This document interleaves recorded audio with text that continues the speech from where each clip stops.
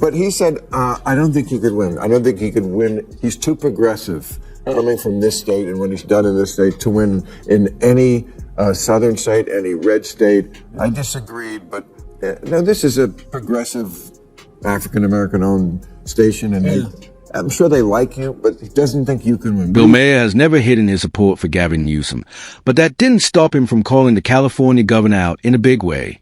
This time, Maher didn't hold back. He slammed Newsom for failing to lead, saying California has gone from being a model for the rest of the country to a total mess. Newsom's name keeps popping up in talk about the 2028 presidential race, but Maher's not buying into the hype. He's watched California decline under Newsom's watch, and now he's speaking up straight and unfiltered. And Karen Bass have already proven their incompetence and poor leadership during the Los Angeles wildfires.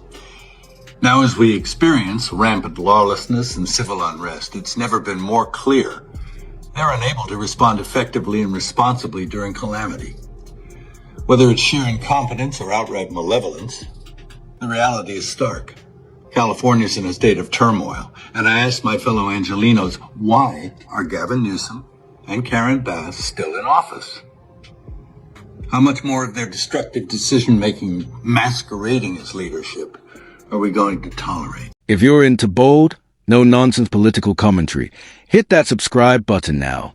Things are about to heat up. It's stuff like there's a new law in this. I think we have way too many regulations and laws, as we've talked about. And this one, I think, says if you're a department store with over 500 employees, you have to have a gender-neutral toy department. Yeah. Stuff like that. Yeah, I get it. So you think that's it's silly? You think that's a silly thing that we too much government there? Look, that's an interesting one because the department stores came to us supporting that, and they were the ones making a case for that. They were making us. They're already moving in that direction. Wanted you to make a law about them? Well, but they supported the legislation. It wasn't legislation that was enacted, that was initiated from my office, but it was legislation that came up with interesting support from the industry itself. Maher didn't sugarcoat anything. He went straight after what he sees as California's biggest problem, a bloated, broken system that's buried in red tape. According to him, it's gotten so bad that getting anything done feels nearly impossible. He's fed up. Maher says the state has lost its energy, weighed down by endless regulations and non-stop political grandstanding. Just look at last year's wildfire response. Slow, sloppy, and completely unorganized. And now, protests are erupting across the state over ICE, and everything feels out of control. So where's the leadership? Maher says instead of stepping up to solve the crisis, Newsom made things worse by picking a public fight with Trump. Been here 10 years.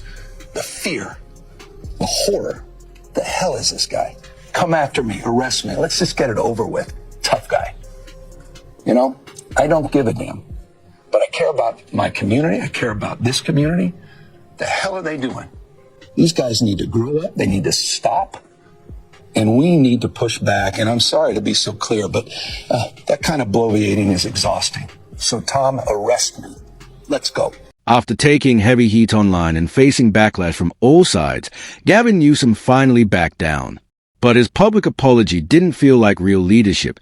It felt like pure damage control. He tried to walk back his decisions, relying on carefully crafted talking points to explain himself. Then, almost out of nowhere, he switched gears and tried to look tough, talking about restoring order, making arrests, and taking legal action. But by that point, it was too late for most people. His delayed reaction made him look weak and out of control. Instead of stepping up as a leader, he came across as a politician scrambling to save face.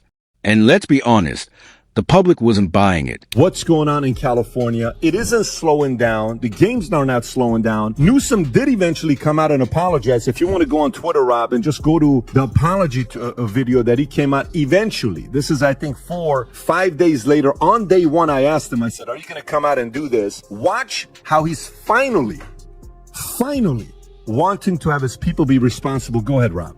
If you incite violence, I want to be clear about this. If you incite violence or destroy our communities, you're going to be held to account. Okay. That kind of criminal behavior will not be tolerated. Full stop. Already more than 220 people have been arrested, and we're reviewing tapes to build additional cases, and people will be. So here's the real question. If Gavin Newsom can't get a handle on California, how's he supposed to run the whole country? That's what people are starting to ask. When your state is literally and figuratively burning, and you're nowhere to be found, or worse, just holding press conferences, what happens when there's a real national emergency? Will we just get more polished speeches and public apologies instead of real action? Leadership takes guts. It's not about catchy phrases or knowing how to work a camera. It's about stepping in early, making tough calls, and taking real responsibility. And Maher's not buying what Newsom is selling. He's seen enough smooth-talking politicians who fall apart when it matters. To him, what's happening in California is a red flag for the entire country. Even within the Democratic Party, there's growing doubt. If this is what qualifies as presidential material now, the bar's clearly been set way too low. KBLA yesterday, with my friend Tavis Smiley. I'm an investor and a supporter of that station. And he said, who do you want to run for president? I mentioned, I think you'd be good at the job. Not this year, we know. No, I know. But he said, I don't think he could win. I don't think he could win. He's too progressive coming from this state and what he's done in this state to win in any southern state, any red state. I disagreed, but no, this is a progressive African-American owned station, and I'm sure they like you, but he doesn't think you could. What makes his criticism stand out is where it came from, not a right-wing outlet, but a progressive, black-owned radio station. Politically, they may line up with Gavin Newsom, but personally, even they don't think he stands a real chance. And this wasn't some conservative firebrand talking. It was a lifelong Democrat just being honest. And is not wrong. Newsom's problem isn't just that he leans too far left, it's that he lacks real leadership. Let's be real. Choosing between Gavin Newsom and Kamala Harris for president feels like being stuck with two bad options. Sure, Newsom doesn't fumble his words like Harris often does, but he makes up for it with failed policies, rising homelessness, more crime, a shaky economy, and a leadership style that's more about optics than results. That's not what the country needs. America isn't looking for someone with perfect hair and a rehearsed speech. We need someone who can lead and actually deliver. If this is the best the Democrats have to offer, they might be in for a serious wake-up call. Even Mel Gibson, yes, that Mel Gibson, seems to have had enough. When Mad Max starts questioning your leadership, you know things are off the rails. Karen Bass have already proven their incompetence and poor leadership during the Los Angeles wildfires. Now, as we experience rampant lawlessness and civil unrest, it's never been more clear they're unable to respond effectively and responsibly during calamity. Whether it's sheer incompetence or outright malevolence, the reality is stark. California's in a state of turmoil, and I ask my fellow Angelenos, why are Gavin Newsom and Karen Bass still in office? How much more of their destructive decision-making masquerading as leadership are we going to tolerate? Let's be honest. Gavin Newsom and Karen Bass should be apologizing to the people of California instead of pretending everything's fine. Their leadership has turned into a textbook example of what not to do, and it's everyday people who are paying the price. High taxes, rising crime, sky-high rent that feels more like a mortgage, and a government that's stuck in endless bureaucracy. That's what Californians are dealing with. The result? People are leaving. Fast. They are moving to places where leadership gets results and life doesn't cost a fortune. Even Ben Shapiro and Joe Rogan packed up and left, and those two rarely agree on anything. That alone says a lot. And it's not just celebrities or media voices. Regular families, small business owners, and working people are all heading for better opportunities.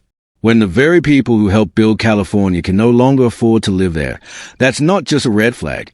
It's a full-blown crisis. If Newsom and Bass can't turn this around, the responsible move would be to step aside and let someone who actually knows how to fix things take over. Even Bill O'Reilly has weighed in, saying it's time for Newsom to go. When comedians and cable news hosts are all telling you to resign, it might be time to listen.